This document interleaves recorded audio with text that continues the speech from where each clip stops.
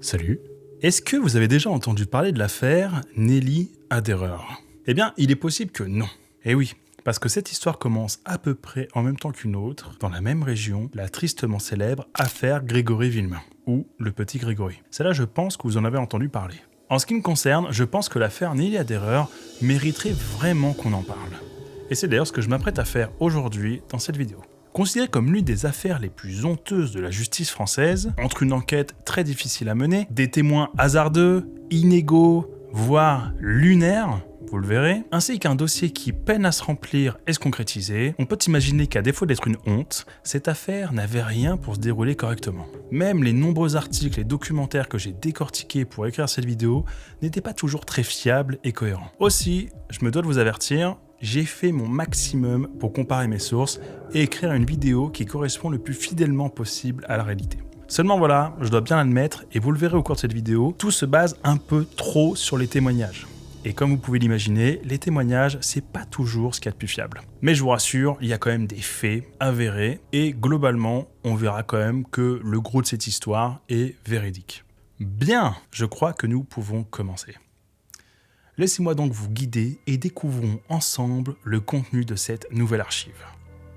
L'affaire Nelly Aderer.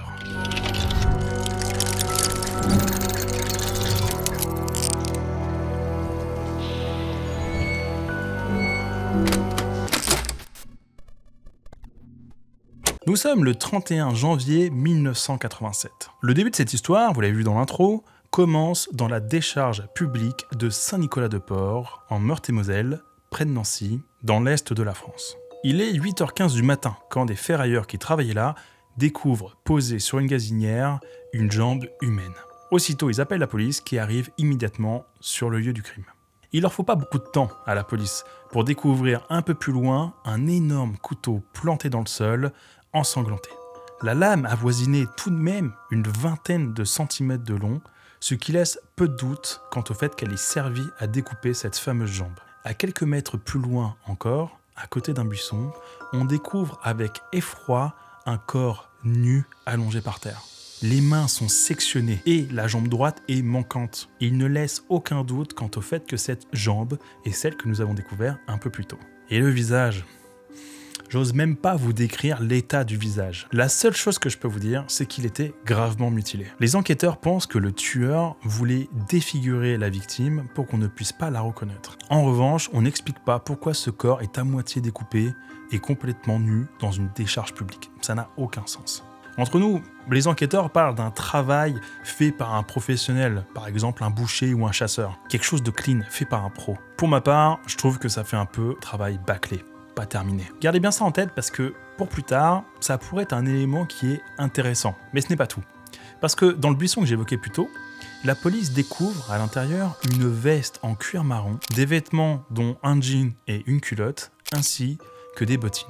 Dans la veste, on trouve un chéquier dans lequel on peut donc découvrir l'identité de la victime.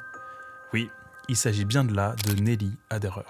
Je vais me permettre un petit bond dans le temps, histoire qu'on termine avec ce corps et qu'on passe à l'enquête. Quelques temps plus tard, donc, l'expert médico-légal mandaté par le parquet de Nancy se présente au juge pour commenter le rapport de son autopsie. Messieurs, je peux vous confirmer que ce qui a tué Nelly Aderer provient de 2 balles provenant d'un 22 long rifle. Comme vous le voyez ici, une balle a été tirée dans le cœur, puis l'autre dans la tête. Pas de traces d'agression sexuelle ? Non, en effet. Ce genre de meurtre est souvent la suite d'une agression sexuelle, mais je suis formel. Aucune trace ne démontre cette hypothèse. La question qui se pose alors est, si c'est pas une agression sexuelle qui s'est conclue sur un meurtre, alors c'est quoi le mobile ? Et qui a pu faire un truc pareil ? Avec une telle violence ? Est-ce que la police aurait au moins un suspect ? Eh bien écoutez, puisqu'on en parle, la première personne à être soupçonnée durant cette enquête se présente à la police d'elle-même. Parce qu'en effet, le même jour de la découverte du corps, un certain Michel Miclot se présente à la gendarmerie de Baccarat, à une 50aine de kilomètres de là où on a découvert le corps de Nelly Aderer. Bonjour. Voilà, j'aimerais signaler une disparition. Bonjour monsieur, la disparition de ma femme, Nelly. On s'est engueulé assez gravement et j'avoue, j'en ai foutu une. Voilà. Et puis elle est partie, elle m'a laissé les gosses, et depuis j'ai pas de nouvelles. Qu'elle veuille plus me voir, moi, d'accord. Mais ses enfants? Non, c'est impensable. Très bien. Et depuis combien de temps elle est partie? Monsieur Miclot. Michel Miclot. Elle est partie hier, seulement... Je vous assure que c'est pas normal. Écoutez, monsieur Miclot, vous devriez attendre quelques jours. Elle a peut-être besoin de temps pour digérer votre dispute. Mais vous écoutez ce que je vous dis? Jamais elle aurait pris des distances avec ses enfants. Jamais. Vous savez, si on devait partir à la recherche de toutes les personnes qui ont disparu, on s'en sortirait pas. 99% du temps, ils reviennent chez eux d'eux-mêmes. Alors patientez quelques jours, monsieur Miclot. Et revenez nous voir si vous n'avez toujours pas de nouvelles d'ici là. Alors, ça peut peut-être vous surprendre cette réaction des gendarmes, mais sachez que c'est une réalité. Beaucoup de signalements de disparition n'aboutissent qu'au retour spontané des personnes concernées. De plus, en droit français, on considère qu'un adulte responsable a le droit de partir, famille ou pas famille. On ne peut donc pas lancer une enquête sur ce simple argument, et surtout pas en si peu de temps. C'est étrange d'ailleurs, parce qu'on dit que c'est dans les 48 heures qu'on a le plus de chances de retrouver des personnes disparues. Mais souvent, les autorités nous demandent d'attendre quelques jours avant de signaler officiellement une disparition. Mais bon, passons sur ce détail et concentrons-nous sur Michel Miclot. Alors, qu'en pensez-vous ? Un homme qui bat sa femme, dont celle-ci fuit son propre foyer, laisse ses enfants, part de chez elle à pied, parce que oui, elle était à pied, c'est tentant de le soupçonner, non ? Eh ben, je vous le dis tout de suite, ce n'est pas notre homme. Et vous le verrez bien assez vite. Si la gendarmerie ne prend pas très au sérieux Michel Miclot, il en sera tout autrement du juge d'instruction.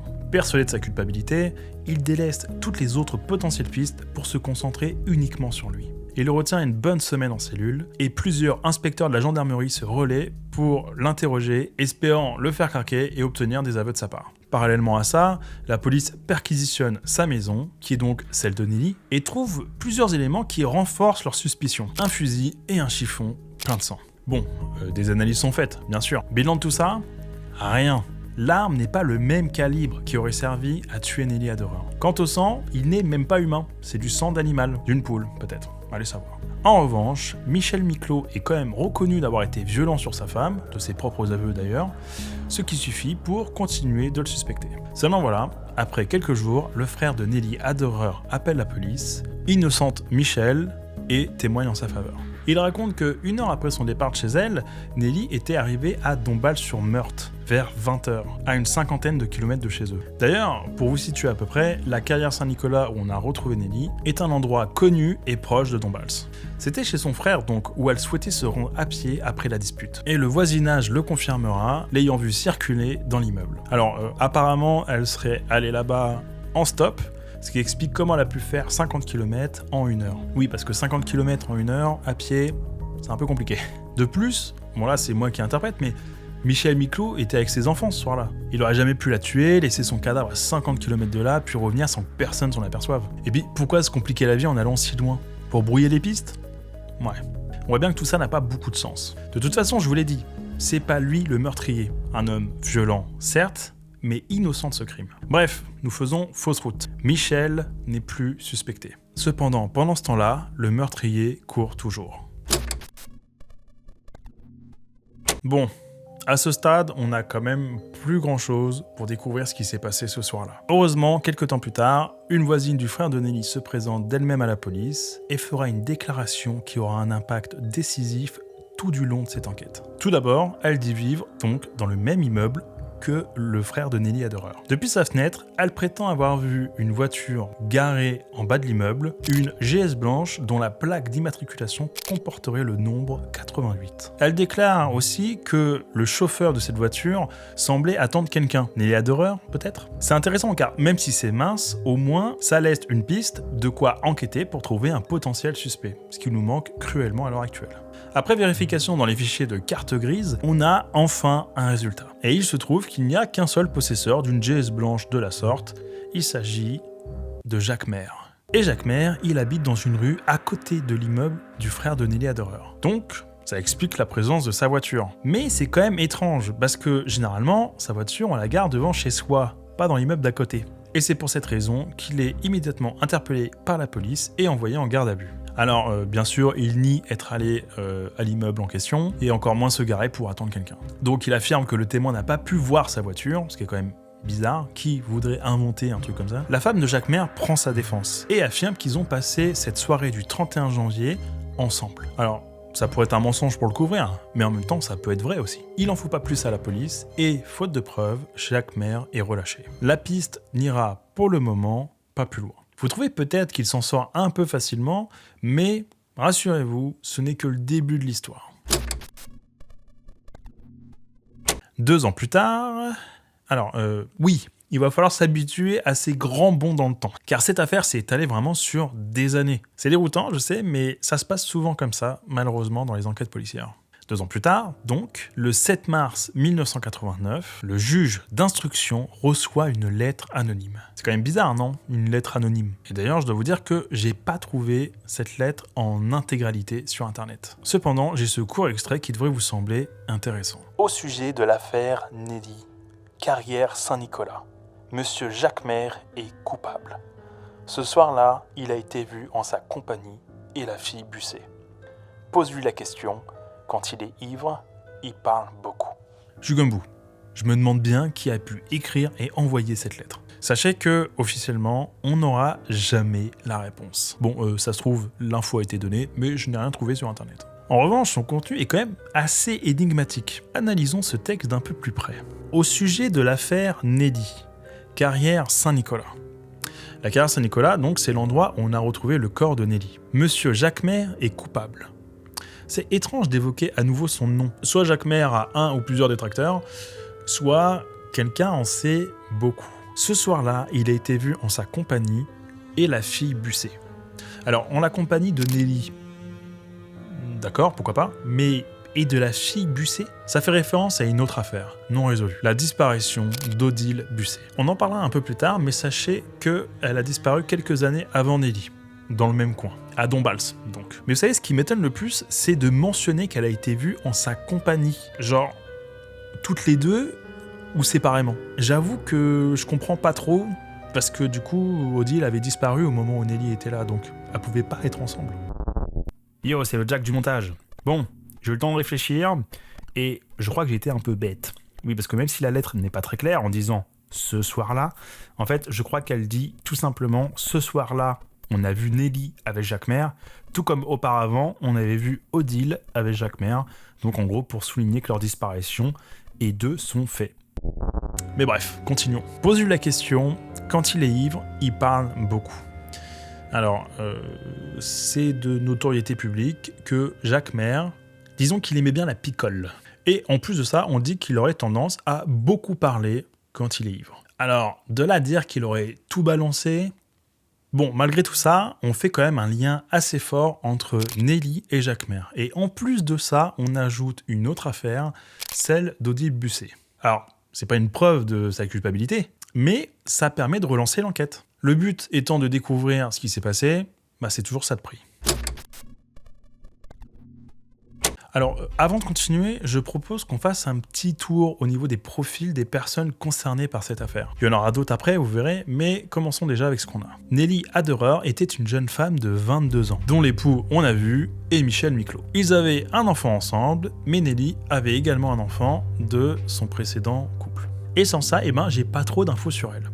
Mais vous savez quoi, c'est pas si grave, parce que en vrai, c'est quand même la victime de cette affaire.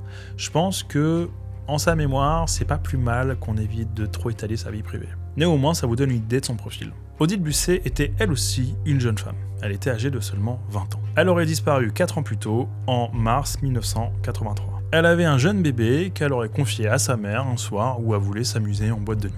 Malheureusement, après cette soirée, on n'a plus jamais revu Odile Busset. Ce sont deux cas différents, c'est vrai, mais vous verrez plus tard qu'il y a des similitudes assez troublantes dans ces affaires. En tout cas, tout ça constitue une première pierre à l'édifice de cette enquête. Parlons maintenant un peu de Jacquemer. Aussi appelé Jackie, il a toutefois un autre surnom un peu moins sympathique, le caïd de Dombasle. Il était connu dans le coin pour être un homme fêtard, habitué des bars et des boîtes de nuit. Du genre à avoir la main lourde sur la bouteille, il pouvait devenir apparemment relativement agressif, voire violent quand il avait bu. Tout ça lui valait la réputation d'un bagarreur alcoolique. On dit qu'il avait toujours un couteau dans sa veste et que globalement les gens avaient quand même relativement peur de lui. En gros, comprenez par là qu'on lui cherchait pas trop les noises au Jacquemer. Il était marié à une femme, aide-soignante, avec laquelle il a eu un fils. Et pourtant, on le dit infidèle, a la réputation d'un homme à femme, un coureur de jupons, quelqu'un d'addict au sexe. Je rappelle néanmoins qu'aucune trace sexuelle n'a été trouvée sur le corps de Nelly. Mais l'information, vous le verrez, pourrait avoir son importance. On en parlera plus tard. Vivant à Dombasle depuis des années, il vivrait pas très loin de l'immeuble du frère de Nelly Aderer. Il travaillait auparavant en tant que videur dans une boîte de nuit. J'émets un doute, il me semble qu'il s'agit du Madison, une boîte très connue dans le coin. Alors apparemment, à l'heure des faits, il était maçon, ce qui me laisse supposer qu'il avait une vie peut-être plus calme et rangée. Donc prenons cette réputation pour une époque potentiellement révolue. Nous aurons l'occasion de parler un peu plus tard de son enfance et de quelques aspects de sa vie. Mais pour l'instant, vous avez déjà une idée précise de qui nous avons affaire.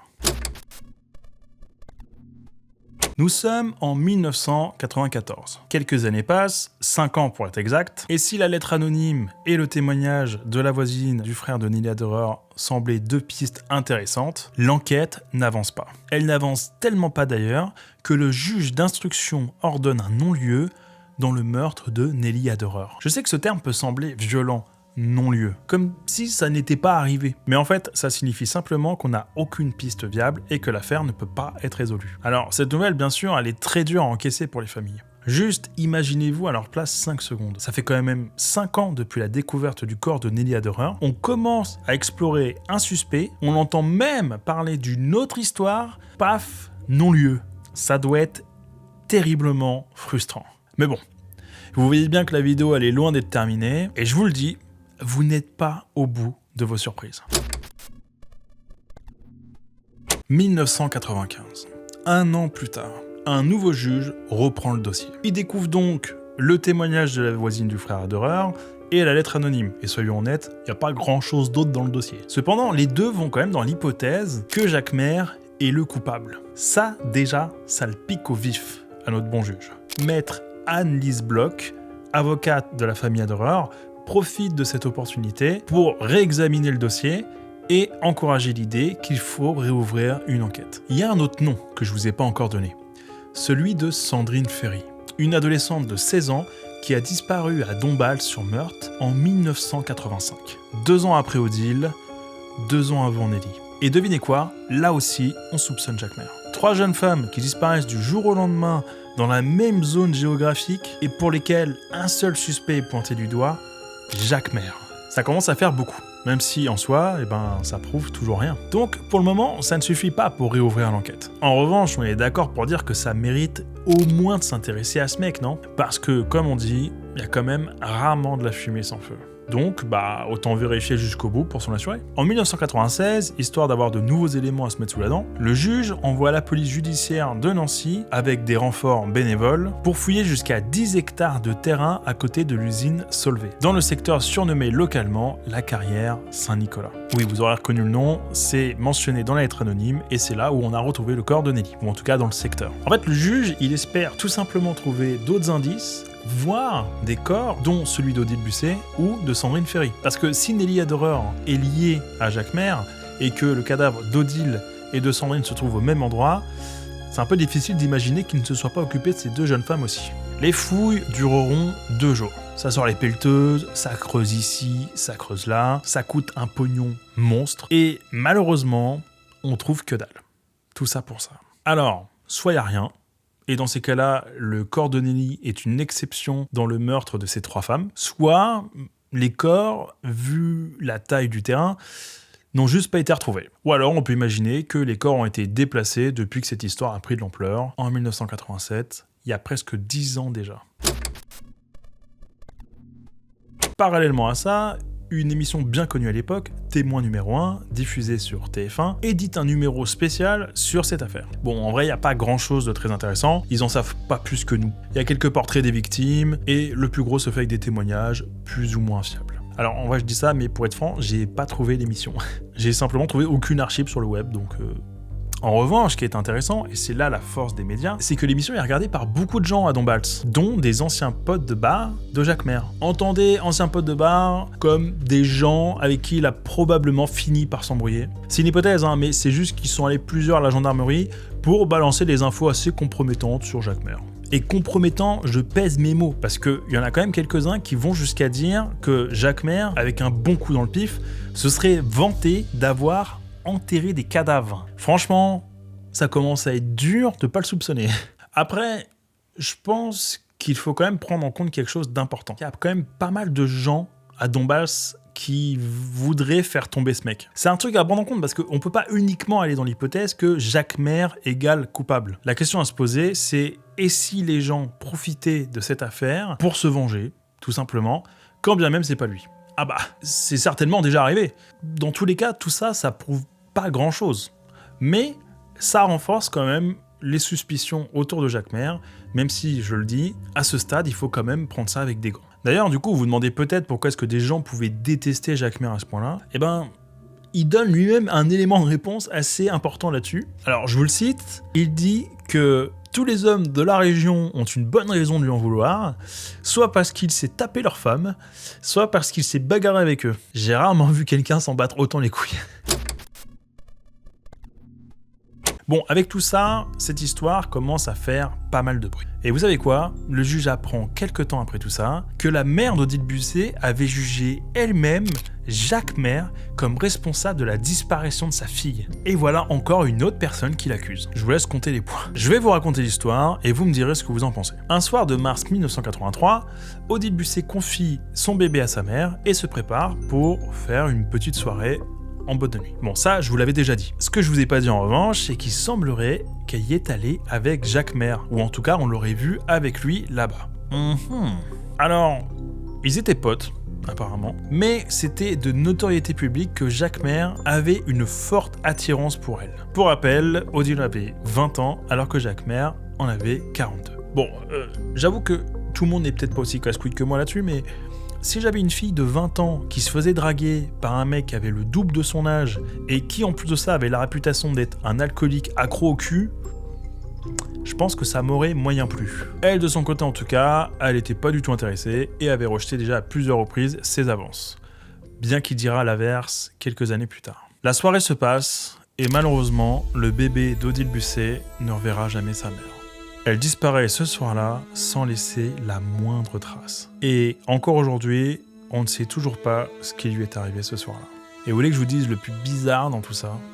C'est que le lendemain de sa disparition, Jacquemer se présente auprès de la mère d'Odile Busset et affirme qu'il n'y est pour rien dans sa disparition. Alors, désolé, mais quand t'as rien à te reprocher et que tu te présentes à la famille, généralement c'est plus pour présenter tes regrets. Là, ça fait carrément louche. Et je pense que la mère d'Odile se dit exactement la même chose. Parce qu'elle va aussitôt à la gendarmerie, déclare la disparition de sa fille et désigne même Jacquemer comme responsable. Vous connaissez la chanson, je vous en ai parlé tout à l'heure. La police soupçonne une fugue, lui demande d'attendre gentiment à la maison et n'ouvrira donc aucune enquête. Attendre, hein ?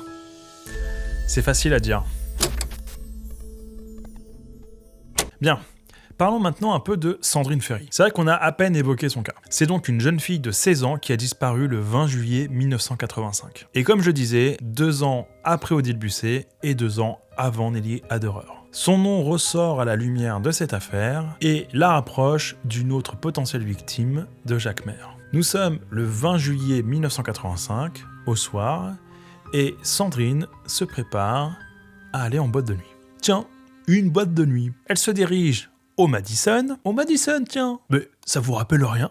Alors, j'ai pas d'infos officielles si, avant de disparaître, Odile Busset se serait rendue également au Madison. On sait qu'elle était dans une boîte de nuit, mais c'est jamais vraiment trop précisé dans quelle boîte exactement. Cela dit, le Madison était une boîte très connue à Dombasle.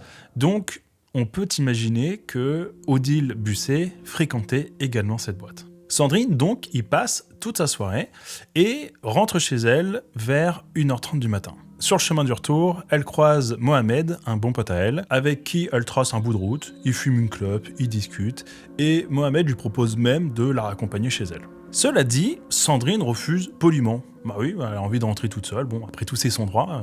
Le problème, c'est que cette décision, malheureusement, sera probablement le pire de sa vie. Ils se quittent près du canal Solvay, à proximité de la carrière Saint-Nicolas, là où on a retrouvé le corps de Nelly Aderer. Et je pense que malheureusement vous avez compris que Sandrine ne rentrera jamais chez elle ce soir-là. Alors, qu'est-ce qui s'est passé ?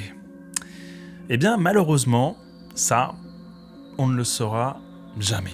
Comme je vous l'avais dit avant, Jacques Maire a bossé pendant quelques années en tant que videur dans une boîte de nuit. Du coup, on pourrait le rattacher à cette boîte de nuit, le Madison, et peut-être qu'il aurait rencontré Sandrine Ferry. En tout cas, c'est ce que pensent certaines personnes.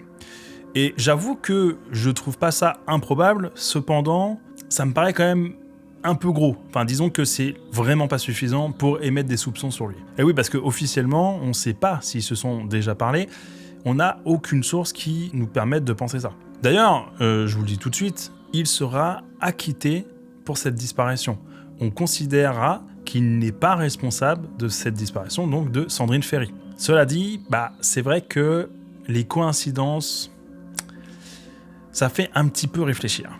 Le lendemain, donc le 21 juillet 1985, sa mère, ne revoyant pas sa jeune fille de 16 ans rentrer à la maison, vous vous mettez à sa place, évidemment, elle va directement à la gendarmerie. Alors, je vais pas vous la refaire, hein. La police lui dit que c'est probablement une fugue, qu'il faut attendre quelques jours, et c'est tout. Ils vont pas chercher plus loin. Ils vont même pas interroger Mohamed, qui l'a vu, juste avant de disparaître. Il pourrait avoir des informations intéressantes. Imaginez seulement la dinguerie si Mohamed avait confirmé avoir vu Jacques Maire ce soir-là. Là, pour le coup, ça aurait pu vraiment peser lourd dans la balance. Et en plus, on aurait pu avoir un élément de réponse sur la disparition de Sandrine. Malheureusement, ça n'a pas été fait, et on en restera là. Cependant, les parents, eux, décident de quand même essayer de mener leur propre enquête, et malheureusement, ils ne trouvent pas grand-chose, si ce n'est le sac à main de leur fille, posé non loin du canal Solvay. En fait, ce qui est terrible dans tout ça, c'est que les corps n'ont pas été retrouvés. Ça veut dire que non seulement les familles ne savent pas ce qui s'est passé, mais en plus, ils n'ont même pas un corps à enterrer. Ne serait-ce que pour essayer de tourner la page, de passer à autre chose. Ça doit vraiment être terrible. J'ose même pas imaginer ce que les parents doivent ressentir dans un moment pareil. Bon, poursuivons avec cette enquête. Nous sommes toujours en 1996 et un témoin clé va venir chambouler le cours de cette affaire. Une femme nommée Hakima qui vient spontanément voir la police et déclarer qu'elle aurait vu le soir de la disparition d'Odile Busset une voiture rouge orangée devant la maison de ses parents. Elle poursuit en disant qu'elle se serait approchée de cette voiture pour demander du feu et qu'au volant de celle-ci, elle aurait reconnu un homme qu'elle appelle Jackie Maire. Jacques Maire, quoi. Oui, alors je sais pas si vous vous en rappelez, Jackie, c'est un de ses surnoms. Et si elle l'appelle Jackie, en fait, c'est tout simplement parce qu'elle le connaît. Et oui, parce que Hakima était amie avec Odile, et Odile était amie avec Jacques Maire. Et donc, en fait, tous les trois, ils se connaissaient. À cette époque, donc, Jacques Maire n'avait pas sa GS blanche, mais une voiture rouge orangée. Retenez bien cette information, vous verrez qu'elle sera très importante par la suite. Hakima confirme que Jacques Maire était très attiré par Odile, mais que cette dernière refusait toutes ses avances. La police, donc, va confronter ces deux personnes, Hakima et Jacques Maire, et on va dire que ça se passe pas forcément très bien. Jacques Maire, évidemment, prend pas bien du tout ce qu'elle dit. Il la traite même de folle, et ça convainc pas beaucoup la police. Donc, malheureusement, ça n'ira pas plus loin. Pour l'instant. Nous arrivons tout doucement en 1997. On pourrait penser qu'au final, on n'a pas grand-chose, mais avec le temps, au final, tout ça permet de réouvrir enfin l'enquête. Ça a pris du temps, mais ça y est. On va pouvoir essayer de creuser plus profondément et de manière officielle. Et oui, parce que même si l'entretien entre Jacques Maire et Hakima était un peu bizarre, au final, il se défend un peu maladroitement. Ses alibis sont pas toujours très justes. Et quand la police passe au crible tout son parcours, il y a de quoi le suspecter. Jacques Maire est donc interpellé par la police à son domicile pour enlèvement et séquestration sur la personne d'Odile Busset. Pas Sandrine, pas Nelly, mais Odile. Et c'est vrai qu'en y pensant, aller voir la mère d'Odile le lendemain de sa disparition en disant que c'est pas lui, ça ressemble presque à un aveu, ou en tout cas ça soulève quand même des questions. Et oui, parce que s'ils avaient passé une partie de la soirée ensemble ce soir-là, c'est quand même bizarre que lui n'ait aucune idée de ce qui lui est arrivé. Bref, comme on n'y comprend pas tout, on va essayer de trouver des réponses. Et évidemment, l'une des choses qu'on fait dans ces cas-là, c'est de perquisitionner sa maison. Alors, on trouve pas grand-chose d'intéressant. Il y a des armes, mais pas le fameux 22 long Ilf qui aurait tué Nelly. C'est dommage car ça aurait pu faire avancer l'enquête de manière assez évidente. D'ailleurs, il nie toujours, donc il faudra pas s'attendre à des aveux de sa part. Ça peut vous paraître bizarre, mais il faut pas négliger le poids de la culpabilité. Il y en a qui peuvent pas vivre avec ça, et qui avouent tout. Vu l'historique du gars, je pense que Jacques Maire, c'est pas trop le genre de gars qui va craquer face à la police. Mais bon, c'est bien tenté. Alors bien sûr, la police retente une confrontation entre Hakima et Jacques Maire, ne serait-ce que pour voir comment il se défend. Elle continue d'affirmer qu'elle l'a vu le soir de la disparition d'Odile, que c'est lui le responsable. En fait, il l'aurait carrément emmené en boîte, et en théorie, c'est donc lui qui l'aurait ramené. Mais s'il est rentré sans elle, c'est bien qu'il y a quelque chose qui s'est mal passé ce soir-là. Donc c'est quand même bizarre qu'il sache pas, en fait. Mais en tout cas, si c'est vrai, c'est quand même une accusation qui est lourde de sens pour les enquêteurs. Maintenant, le problème, c'est que c'est sa parole contre la sienne. On n'a toujours pas de preuves. Vous imaginez bien que cette accusation donne à Hakima le profil d'un témoin clé dans cette affaire. Elle devient extrêmement importante. Mais en même temps, on va pas se mentir, l'accusation de Jacques Maire ne tient que sur son témoignage au final. Au-delà des lettres, etc. Mais bon, tout ça, ça n'a pas fait avancer à l'époque. Là, maintenant, ça avance grâce à elle. Donc, si elle n'était pas là, eh ben, on ne pourrait pas faire avancer l'enquête. Pour le dire autrement, si Hakima a raison, Jacques Maire est clairement le suspect à privilégier. En revanche, si elle dit de la merde, eh bien, on n'a plus rien. 8 mois se passent. C'est long. Et l'enquête s'enlise. On n'arrive pas à avancer. Et en plus de ça, Jacques Maire, donc qui était enfermé en prison, eh ben il ressort suite à des problèmes cardiaques, sous les conseils de son médecin. Et oui, parce qu'encore une fois, on a des bonnes pistes de départ, mais on n'arrive pas à concrétiser. En fait, on n'arrive pas à avoir de preuves. C'est pas suffisant, ça fera jamais le poids dans un procès en fait. Et ça peut même jouer en sa faveur, parce que ça peut ressembler juste à de l'acharnement. Et ça, c'est clair que Jacques Maire, en prenant un avocat, ça va être l'une des défenses privilégiées. C'est quelque chose qui peut le servir à se sortir de cette situation. Donc tout ça est catastrophique en soi. Bon, rassurez-vous, il y a encore des choses à faire. Mais c'est vrai que pour les enquêteurs, ça devient quand même assez tendu. D'ailleurs, je pense que ces allers-retours juridiques est une des raisons qui fait qu'on n'a pas forcément ultra parlé de cette affaire. On en a parlé au début, on en a parlé vers la fin, mais au milieu, donc pendant quand même pas mal d'années, eh ben, il n'y avait pas grand-chose à dire. Un moment, on a un truc, après, on n'a plus rien. C'est vrai que les médias, bon, bah, ils s'en foutent un peu, quoi. C'est pas ça qui va faire vendre du papier. On arrive en 1998. Et oui, un an plus tard.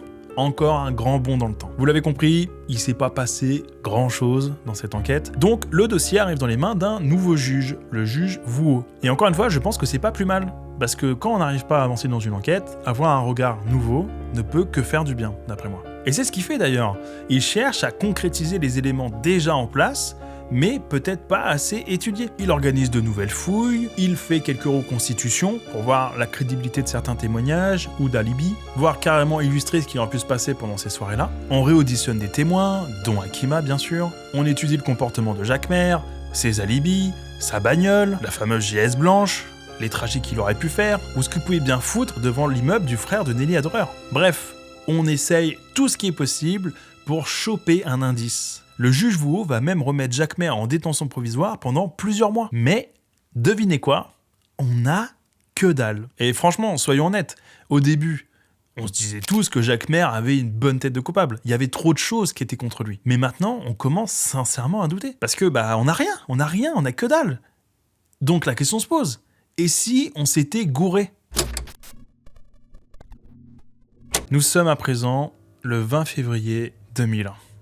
3 ans après.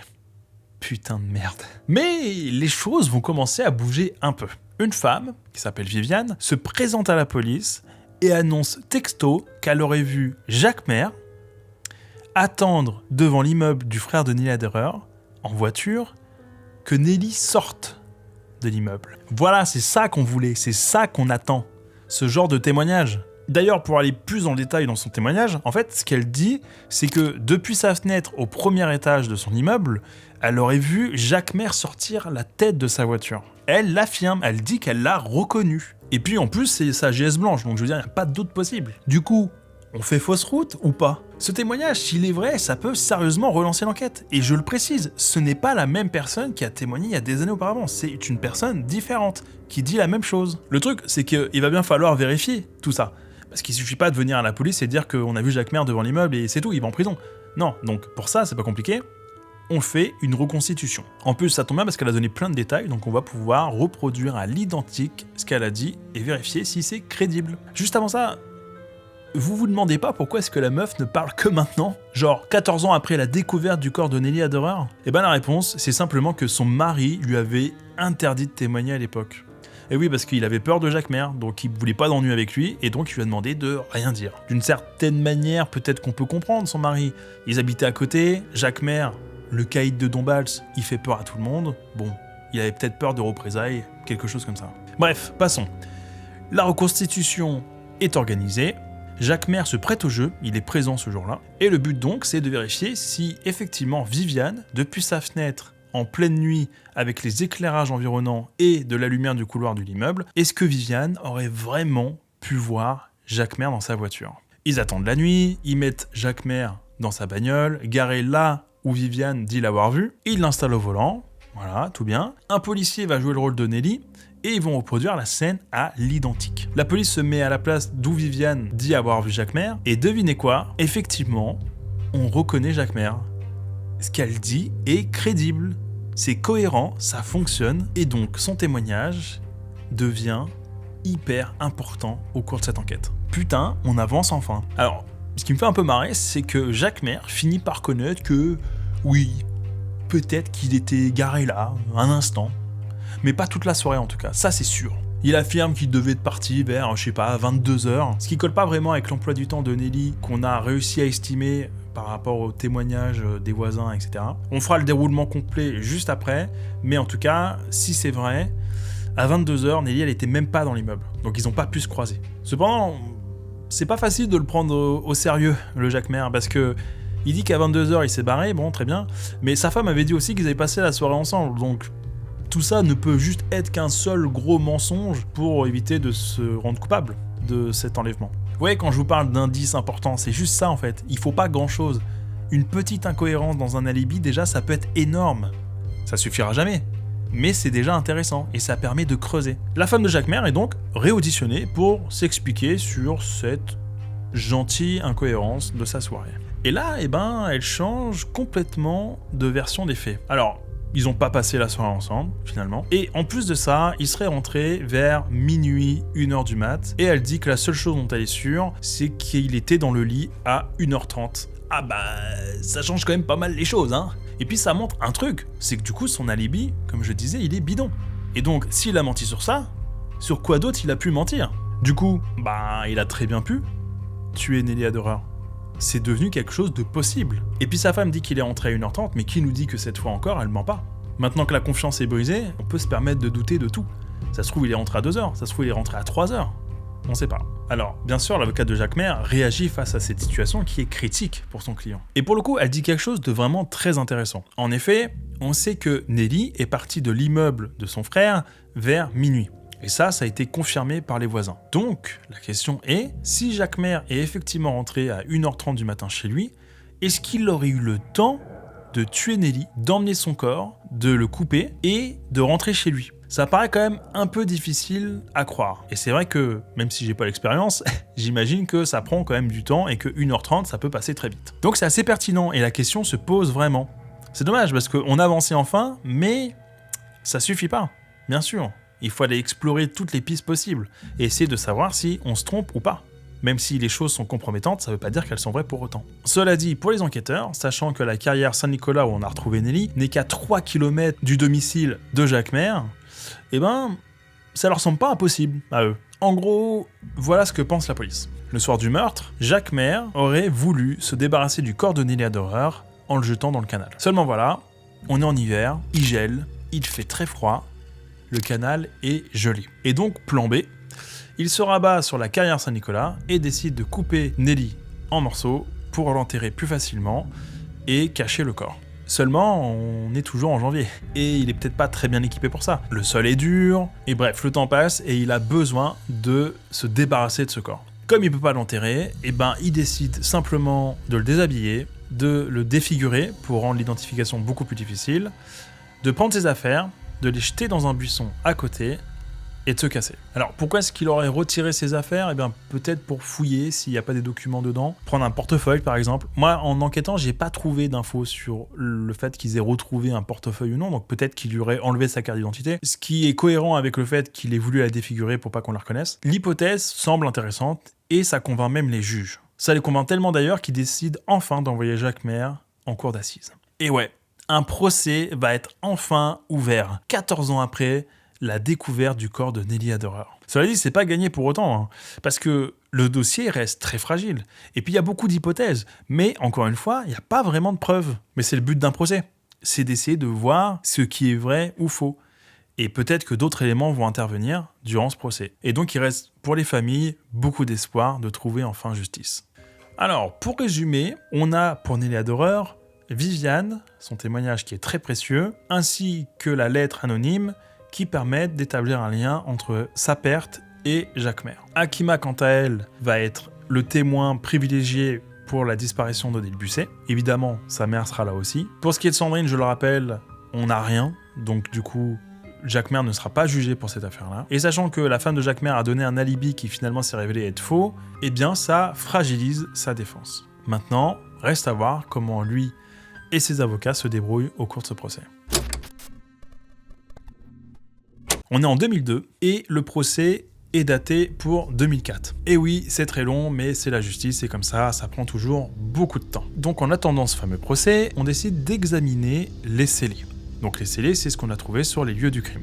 Les affaires de Nelly, les bottines, la veste en cuir, etc., etc. Le but, ce serait de trouver une trace ADN qui prouverait que Jacquemer est coupable de ce crime. Et oui, car depuis les années 80, les techniques ont vachement évolué. On est loin de ce qu'on est capable de faire aujourd'hui, mais n'empêche que on peut peut-être trouver quelque chose qu'on n'aurait pas vu à l'époque. Mais malheureusement, on ne trouve rien, que ce soit sur les affaires de Nelly Aderer ou le couteau qu'on a retrouvé à côté de son corps.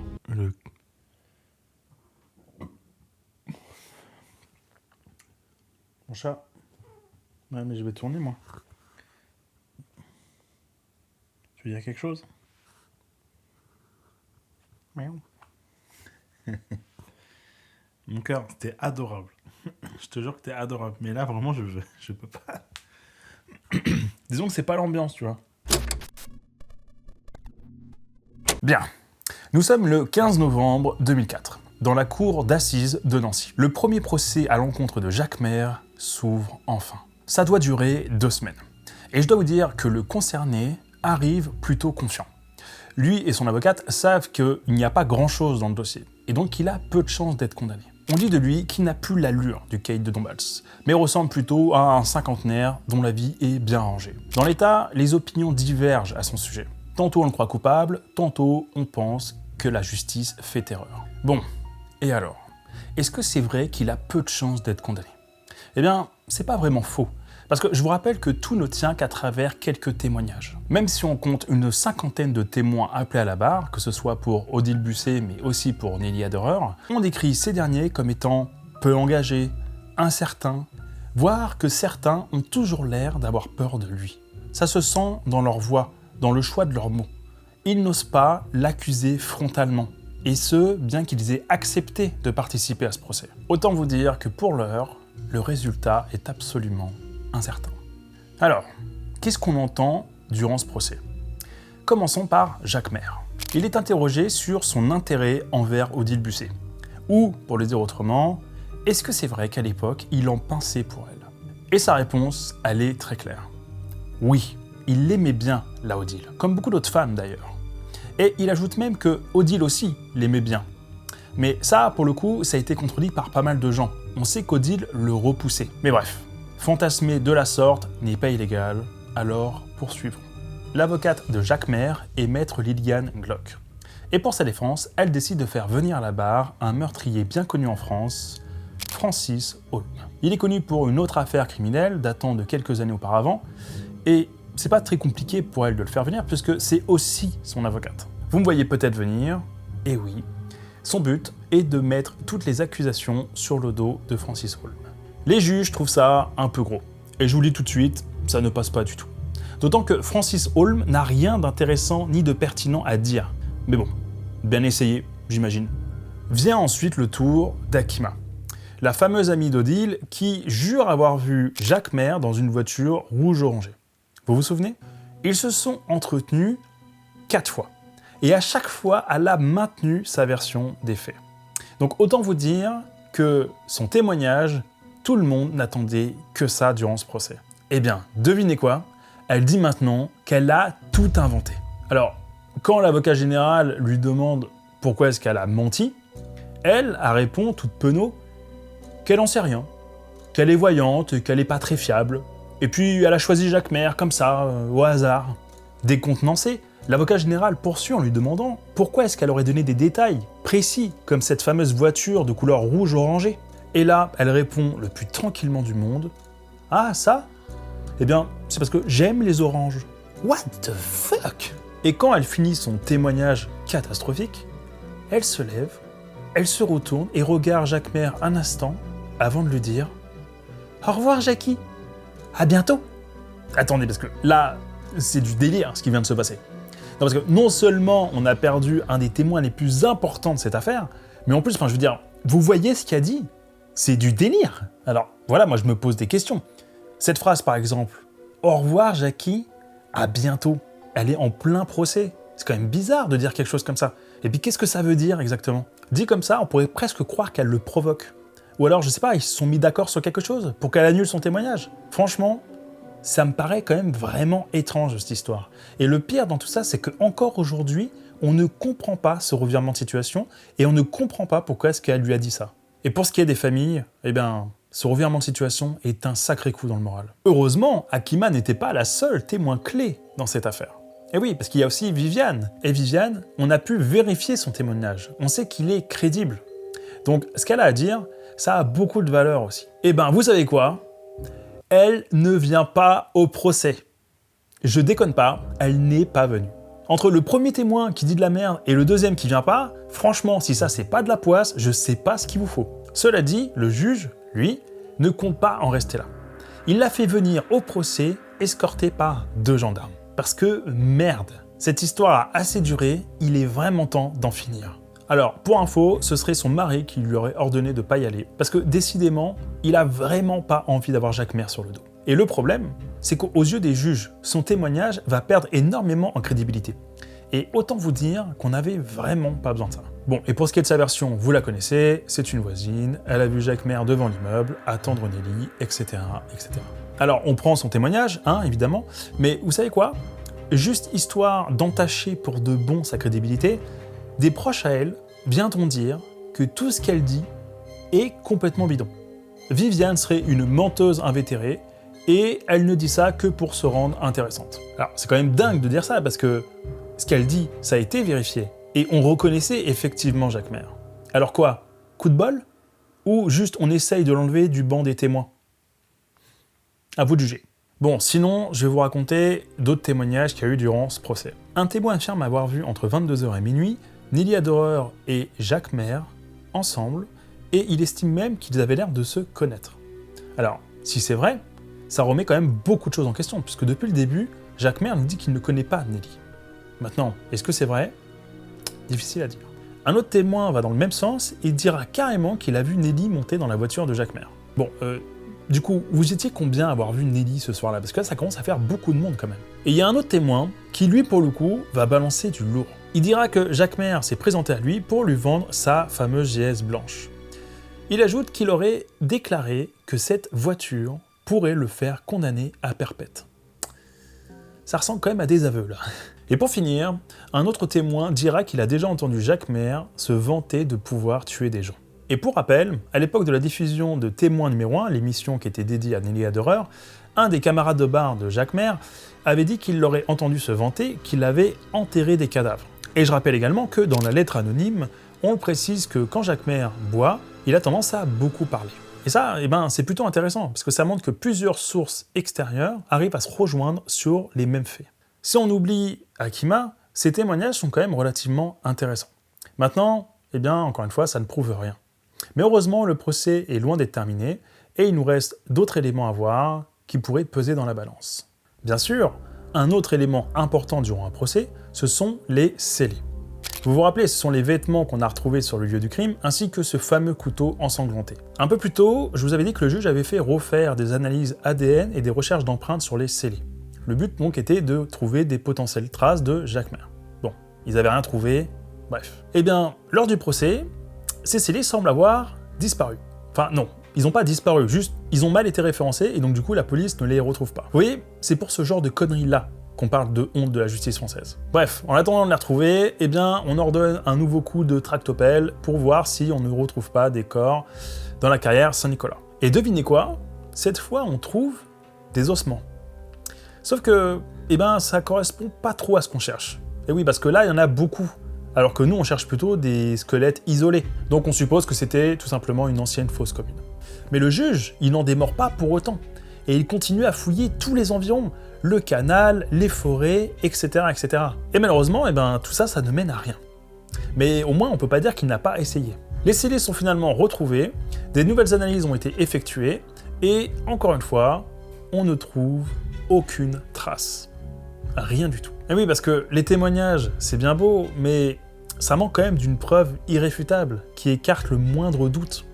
Là, dans l'état, pour les juges, eh ben, c'est assez difficile de se prononcer. Et pour finir, l'expert psychiatre dresse le profil de Jacques Maire, qui est, vous le verrez, assez troublant. Laissez-moi vous le lire. Il aurait un profil de psychopathe, d'homme violent et pervers. Un besoin d'affirmer sa virilité, voire un sentiment de supériorité. Une personnalité narcissique, égocentrique, ne supportant pas la moindre frustration et contestation. Considérant les femmes comme des objets sexuels, qui lui vaut la réputation, comme je le disais, d'homme à femme. Il aurait vécu une enfance difficile, dans la misère, dont une partie en maison de redressement. Alors ça, j'y reviendrai juste après. Il a déserté son service militaire et a été condamné pour divers faits de violence. Bref, comme vous le voyez, c'est un profil assez inquiétant qu'on dresse là. Mais ce n'est pas tout. Parce qu'il y a un détail qui pourrait se révéler assez révélateur, à savoir la raison de son départ en foyer pour délinquant. Il faut savoir déjà que Jacques Maire est né dans une famille assez pauvre, et nombreuse qui plus est. Et apparemment, vers l'âge de 10 ans, il aurait fait des attouchements sexuels sur l'une de ses petites sœurs. Ouais. Alors, entre sa réputation d'homme à femme, son profil psychiatrique et maintenant ça, même si on n'a trouvé aucune agression sexuelle sur le corps de Nelly, c'est quand même difficile de ne pas supposer que Jacques Maire avait un vrai problème avec les femmes. D'autant qu'il a fait d'autres conneries assez graves. Par exemple, il a déjà essayé de faire dérailler un train en plaçant des pierres sur les rails. Il a aussi déserté l'armée après avoir volé la voiture de l'un de ses supérieurs. Bon, ça j'avoue, je trouve ça gaulerie, mais ça montre quand même que le gars, il a pas froid aux yeux. Et puis, il avait déjà un casier judiciaire.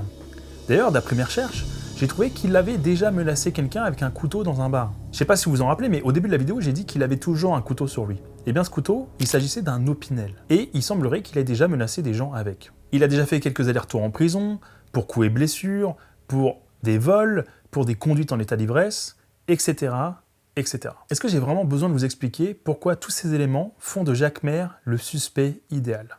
Bon, il est temps de faire le bilan de ce premier procès. L'avocat général reconnaît que le dossier contre Jacques Maire est assez maigre. Alors certes, il n'y a aucune preuve irréfutable, cela dit, ça fait quand même beaucoup de coïncidences. C'est pour cette raison qu'il demande une condamnation à 20 ans de réclusion criminelle pour les deux dossiers, Nelly Aderer et Odile Busset. Normalement, avec plus de preuves à charge, on aurait pu aller jusqu'à 30 ans, voire perpète. Ça montre bien que la peine a été amoindrie, compte tenu du dossier, mais aussi de l'ancienneté des faits. Les jurés, eux, décident d'acquitter Jacques Maire concernant l'affaire Nelly Aderer. Car même avec le témoignage de Viviane, ils estiment qu'il n'y a pas assez de preuves à charge contre Jacques Maire. En revanche, et à la surprise des familles, les jurés condamnent Jacques Maire à 15 ans de réclusion criminelle concernant le dossier Odile Busset. Et ce, malgré le témoignage foireux d'Akima. On peut imaginer qu'entre l'intérêt qu'il lui portait, la soirée qu'ils ont passée en boîte ensemble et le fait qu'il se déresponsabilise auprès de ses parents le lendemain de sa disparition, tout ça a été trop compromettant. Jacques Maire est alors condamné. C'est fait. Enfin, pas tout à fait. Parce que lui et son avocate sont sous le choc. Ils ne s'attendaient pas à cette réponse. Et donc, bien évidemment, ils font immédiatement appel. Ce qui signifie qu'il y aura donc un deuxième procès. Et non, cette histoire n'est pas encore terminée. L'enjeu maintenant, c'est de savoir est-ce qu'il va arriver à convaincre la cour d'appel de son innocence. Le bond émotionnel pour les familles a dû être terrible à encaisser. Mais ce n'est pas encore perdu, il y a encore de l'espoir. À partir de maintenant, je vais accélérer un peu. Le deuxième procès n'est pas très bien documenté, et de toute façon, je pense qu'on a compris le plus important. Donc, concentrons-nous sur l'essentiel. Ce deuxième procès, il commence le 26 octobre 2006. 2 ans plus tard quand même. Il se déroulera dans la cour d'assises d'appel d'Épinal. Alors, durant ce procès, l'avocate de Jacques Maire nous retente le coup de Francis Holm. Et ça échoue encore, il a toujours rien à dire, personne n'y croit, bref, ça valait vraiment pas la peine. Akima revient et dira à nouveau qu'elle n'a jamais vu Jacques Maire le soir de la disparition d'Odile Busset. Personne ne comprend ce revirement de situation, il n'y a rien à en tirer, donc connexte. En revanche, cette fois, Viviane vient d'elle-même. Et ça n'a pas l'air grand-chose, mais ça va créer un meilleur rapport de confiance entre son témoignage et les juges. Et elle confirme que Nelly est rentrée dans la voiture de Jacques Maire ce soir-là. Et là, il se passe un truc inattendu. Jacques Maire, en entendant Viviane, se lève de sa chaise, la regarde dans les yeux et lui gueule « Dis la vérité, je ne te ferai pas de mal !» Tout le monde est sur le cul, parce que il avait jamais réagi comme ça de la sorte durant toute cette enquête. Que ce soit chez la police, même durant le premier procès, c'est quelque chose qu'il n'avait jamais montré de lui. Et pourtant, ça confirme un peu ce qu'on dit de lui. Ça peut être quelqu'un qui est assez impressionnant, voire intimidant. Je suis pas sûr que c'était le meilleur move à faire. Et puis, ce qu'il dit, ça semble quand même assez étrange. Pourquoi est-ce qu'il lui dit ça ? Quel est le but ? Ce qu'on peut imaginer, c'est que le témoignage de Viviane le pique à vif. Peut-être parce que c'est vrai. Et donc, ça le fait sortir de ses gonds et il réagit sans trop réfléchir. Et ça, vous imaginez bien que c'est en la faveur des plaignants. Bon, comme je disais, on accélère sur ce procès, donc on arrive déjà au bilan. Et vous savez quoi ? Jacques Maire, il se prend 20 ans de réclusion criminelle. Et oui, parce qu'à la base, il s'était pris 15, là il s'en prend 5 de plus. Dans un procès en appel, là où il espérait fortement soit être acquitté, ou au moins baisser sa peine. Et c'est tout l'inverse qui s'est passé. Et cette fois, comme Viviane est venue d'elle-même, on peut imaginer que ça a eu des vraies conséquences sur le choix des juges. Parce que cette fois, Jacques Maire, il est condamné à la fois pour Odile Busset, mais aussi pour Nelly Aderer, ce qui explique les 5 années supplémentaires ajoutées. Est-ce que vous vous rendez compte ? Cette histoire, elle a commencé en 1987. Actuellement, on est en 2006. Ça veut dire que c'était il y a 20 ans. Mais cette fois, Jacques Maire est enfin condamné, et notamment pour l'affaire Nelly Aderer. Ça a dû être un enfer pour les familles, et en même temps, à présent, un véritable soulagement parce qu'on a pu avoir une réponse de la justice. Jacques Maire est considéré coupable. Cependant, comme vous le voyez, la vidéo, elle est encore loin d'être terminée. Et donc, qu'est-ce qu'il y a tant à dire ? Cette histoire de dingue, la honte de la justice française, je le rappelle, elle a un dénouement final. Un dénouement des plus amers, je dois dire. Vous me voyez venir, et pourtant, croyez-moi, vous n'êtes pas prêts. Durant chaque procès, il faut savoir qu'il y a un boulot, un job, qui existe et qui n'est pas forcément très connu. C'est celui du greffier ou de la greffière. Leur but, c'est pas très compliqué, c'est d'écrire absolument tout ce qui se passe dans le procès afin d'en garder une trace écrite, mais aussi de montrer que tout s'est passé en bonne et due forme. C'est un rôle qui est très important, et pour être sûr d'avoir un document authentique, chaque page, recto verso, doivent être signées par le greffier ou la greffière. Sans quoi on considère qu'il y a vice de forme. Et devinez quoi ? Durant ce deuxième procès, une 30aine de pages n'ont pas été signées. Et vice de forme oblige, l'avocat de Jacques Maire se pourvoit immédiatement en cassation. Pour le dire autrement, ce deuxième procès, qui devait être la fin de cette histoire, est annulé. Ni plus ni moins. Alors, qu'est-ce qui s'est passé ? Il semblerait que la greffière était tombée malade durant ce procès. Elle a même fini à l'hôpital. Et donc, face à son état, il semblerait qu'elle aurait oublié de signer ses papiers. Et donc voilà, il n'y a plus qu'à attendre un 3e procès. Et je vous le dis, celui-ci sera le dernier. Et vous savez quoi ? La famille est terrorisée. Et pour une raison très simple, ils ont peur que les juges reviennent en arrière et acquittent Jacques Maire définitivement. Et pour lui, justement, au contraire, c'est bien là tout ce qu'il espère. Nous sommes dans la cour d'assises de cassation de Metz, le 6 octobre 2008, donc 2 ans plus tard, et aujourd'hui se joue l'ultime procès de cette affaire. Cette fois, maître Liliane Glock ne joue pas sur la culpabilité potentielle d'un autre suspect. Là, elle va s'attaquer à autre chose, l'ancienneté de cette affaire. Peut-être qu'elle cherche à faire valoir la prescription. Elle déclare que Jacques Maire est épuisé de ses innombrables procès et accusations depuis plus de 20 ans. Jugé à tort, il serait épuisé de ses combats judiciaires qui lui ont gâché une grande partie de sa vie. Âgée de 55 ans, elle pense qu'il est grand temps d'en finir et de laisser cet homme tranquille. Alors honnêtement, je trouve ça un peu couillu comme défense, sachant que les familles non plus, ils n'ont pas envie d'être là, et qu'on se retrouve quand même rarement dans un procès sans raison. D'autant que Jacques Maire était quand même connu pour avoir fait plusieurs folies durant sa vie. Je pense que c'est pas le plus à plaindre dans cette histoire. Alors, pour ce qui est des témoins, je vais pas trop perdre mon temps, honnêtement, parce qu'il y en a beaucoup qui sont pas venus, d'autres qui étaient malades, et le peu qui étaient présents, eh bien, c'était un peu la cata. On entend le tout et son contraire, des hésitations, des doutes, assez peu de conviction dans les paroles. Bref, il convainc pas grand monde. Bon, vous savez quoi ? J'ai pas grand-chose sur ce 3e procès. Donc on va directement aller au bilan. On arrive donc au 18 octobre 2008 et les juges ont délibéré.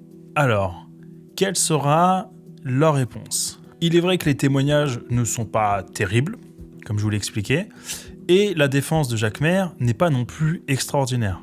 Sachant qu'il a été condamné la première fois à 15 ans et la deuxième fois à 20 ans, qu'est-ce que les juges vont bien pouvoir décider ? Oui, bon allez, j'arrête mon suspense. La réponse des juges est la suivante. Jacques Maire est acquitté. Acquitté, ouais. C'est-à-dire que toutes les charges le concernant sont purement et simplement abandonnées. Oui, non, vous avez bien entendu, il ressort libre. On est passé de 15 à 20 ans et de 20 ans à... que dalle. Il est libéré. Alors aussitôt, les caméras s'approchent de lui pour voir sa réaction. Il pleure. Et la seule chose qu'il dit, c'est... Laissez-moi tranquille maintenant. Oubliez-moi. Même son avocate fond en larmes et dit que justice a enfin été faite. Et moi ça, j'avoue que ça m'a un peu choqué.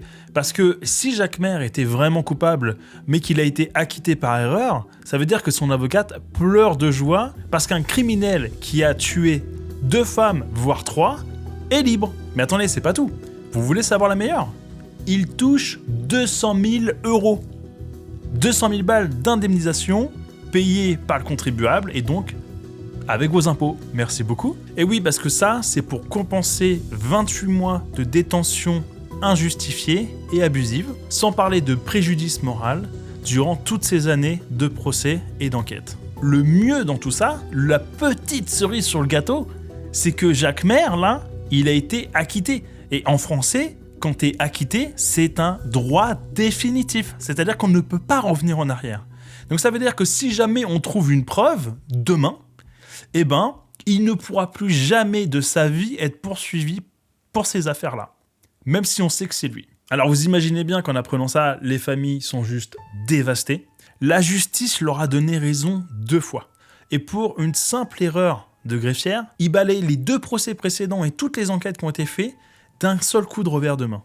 Et ce que ça veut dire, c'est qu'on ne mettra jamais de point final sur ces 2 affaires, et potentiellement 3. On peut trouver sur internet la réaction déchirante de la fille de Nelly, qui a bien grandi depuis tout ce temps. Honnêtement, quand je l'ai entendu parler, ça m'a vraiment fait mal au cœur. En larmes, elle déclare qu'on peut juste pas annuler une condamnation pour quelques feuilles pas signées. Et honnêtement, je comprends sa réaction. Je veux dire, est-ce que c'est vraiment tout ce qui a suffi pour qu'on décrète qu'il passe de 20 ans à acquitter ? C'était sa mère. Elle a grandi sans elle. Et la justice et ce procès, c'est tout ce qui lui restait pour mettre un terme à cette histoire et potentiellement passer à autre chose.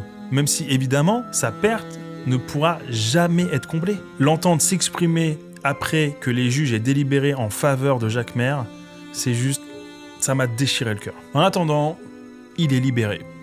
Et bien que ce soit difficile à avaler, très difficile même, eh bien, on ne peut plus rien y faire. Et on ne le pourra plus jamais. Jacques Maire reprend le cours de sa vie. Il se fait même réengager par l'entreprise de maçon dans laquelle il travaillait. Peu après ça, il prendra sa retraite et tentera de finir sa vie tranquillement. Il déménage en dehors de Dombasle dans un coin où les gens le regardent un peu moins de travers. Je pense que c'était même assez important pour sa femme et son fils, puisque quand on a la réputation d'avoir un père ou un mari qui a commis des meurtres, quand bien même il a été acquitté pour ça, je pense que tout le monde le subit un peu et ça doit être particulièrement difficile à vivre. Nous sommes entre 2009 et 2010 et les familles Aderer et Busset ainsi que leurs avocats tentent le tout, pour, malgré la loi, réouvrir l'enquête. Malheureusement, ça ne fonctionne pas. Du coup, leur stratégie, elle est simple, essayer de faire changer la loi. Le problème, c'est que comme il a été innocenté, la loi n'a pas trop de raison de changer.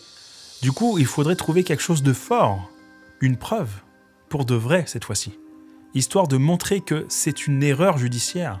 Et ça devrait être suffisant pour motiver le gouvernement à changer les lois par rapport à l'acquittement. Et c'est comme ça, avec cette proposition, qu'ils obtiennent une nouvelle expertise ADN sur les scellés. Je sais, on en a fait beaucoup, qui n'ont rien montré, mais pendant ce temps-là, la technologie continue à évoluer, et en plus de ça, dans l'affaire Grégory Villemain, on a démontré de nouvelles méthodes efficaces qui permettraient d'établir un profil ADN et potentiellement prouver que Jacques Maire serait responsable de ces meurtres. Et là donc, il y a un sérieux coup à jouer, et c'est même validé par les juges. Alors, juste petite parenthèse, mais vous vous demandez peut-être pourquoi est-ce que la loi protège un acquitté alors qu'on aurait des preuves solides qui montreraient toute sa culpabilité. Eh bien, cette loi, elle est présente pour une bonne raison, en réalité.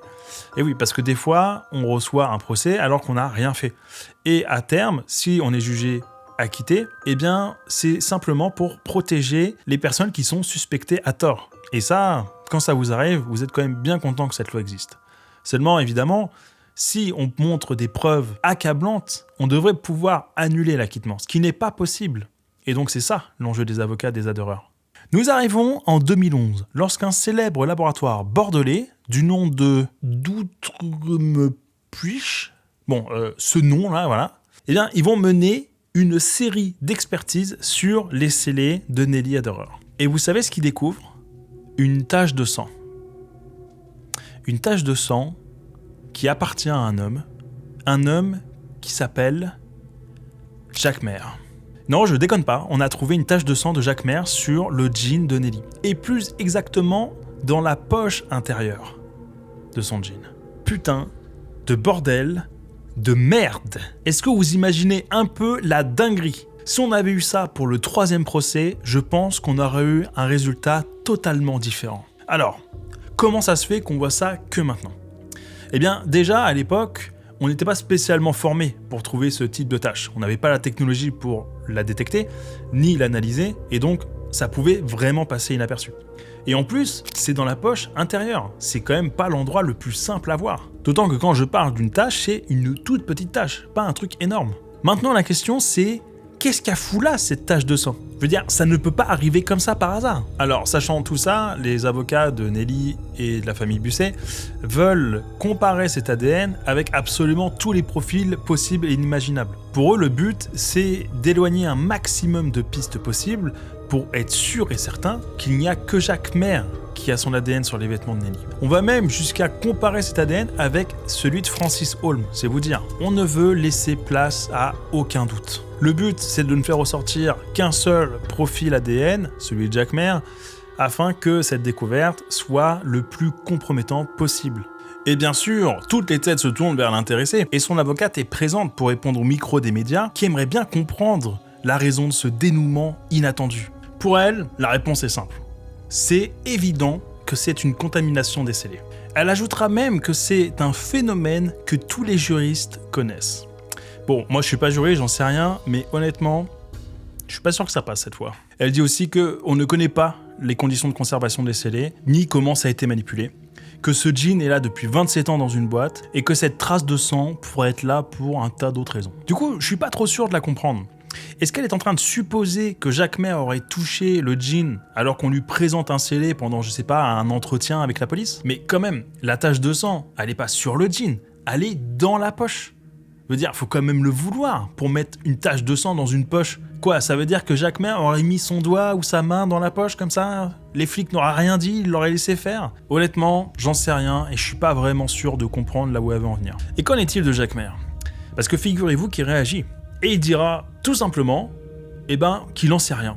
Il ne connaît pas Nelly Adair et il sait pas ce que son sang fout sur son jean. Il poursuit en disant, comme son avocate, qu'il sait pas comment ça a été manipulé et qu'après tout, ça peut venir d'un tas d'autres trucs et qu'il est même d'accord pour collaborer s'il y a d'autres tests ADN à faire. Bon, en même temps, son ADN, ils l'ont, donc qu'il le veuille ou pas, les tests, ils sont faits. Je sais pas vraiment s'il bluffe, et c'est vrai que, étrangement, il a l'air très convaincant quand il parle. Il a l'air si peu concerné par ce qui se passe, si ce n'est qu'on l'emmerde avec tout ça, évidemment, que on peut légitimement se poser la question et se demander si quelqu'un serait capable de mentir à ce point-là. Et je pense que ça a joué lors de son 3e procès, et que ça a convaincu les juges. On arrive au 29 janvier 2014. Les médias annoncent publiquement que l'ADN de Jacquemer a été retrouvé sur le jean de Nelly Adair. Et bien sûr, cette révélation remet aux yeux du public considérablement en question l'innocence de Jacquemer. Et forcément, tout ça ouvre d'énormes débats publics. Est-ce qu'on ne devrait pas annuler l'acquittement face à la réception d'une preuve aussi compromettante que ça? Est-ce qu'on ne devrait pas réouvrir une enquête même pour découvrir la vérité et enfin ce qui s'est passé? Et ça, c'est plutôt une bonne chose, parce que comme je vous l'avais dit, c'était l'un des objectifs des avocats des adoreurs que de remettre en question cette loi sur l'acquittement. Et grâce à cette trace ADN et à ces débats, c'est maintenant quelque chose d'envisageable. Et en effet, des textes de loi ont bien été votés à l'Assemblée nationale.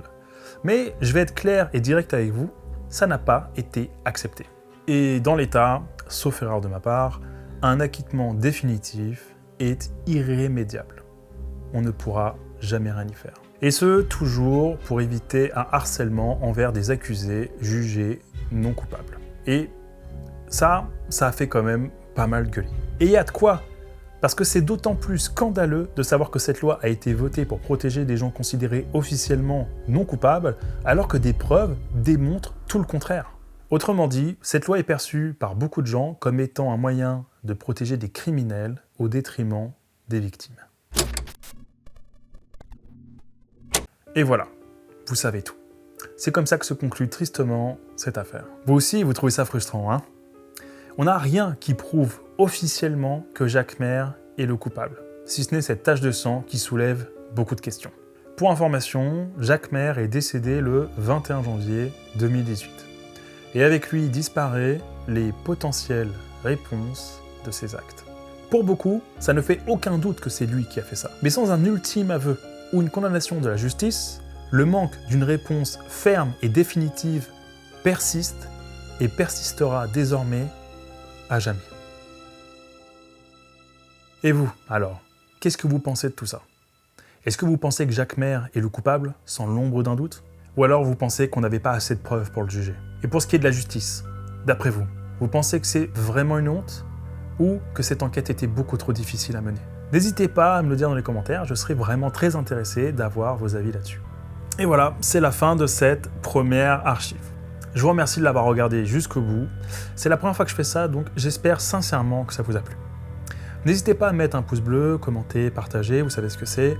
Ça nous aide beaucoup pour le référencement, donc si vous avez aimé cette vidéo, n'hésitez pas à me soutenir de cette façon. D'ici quelques semaines, je ferai une vlog sur ma chaîne secondaire pour parler de quelques anecdotes, parce que croyez-moi, il m'est arrivé quand même pas mal de conneries durant le tournage de cette vidéo. Et j'en profiterai pour parler également du futur de la chaîne et réagir à vos commentaires. J'attends vos retours avec impatience et je vous dis à bientôt pour une nouvelle archive.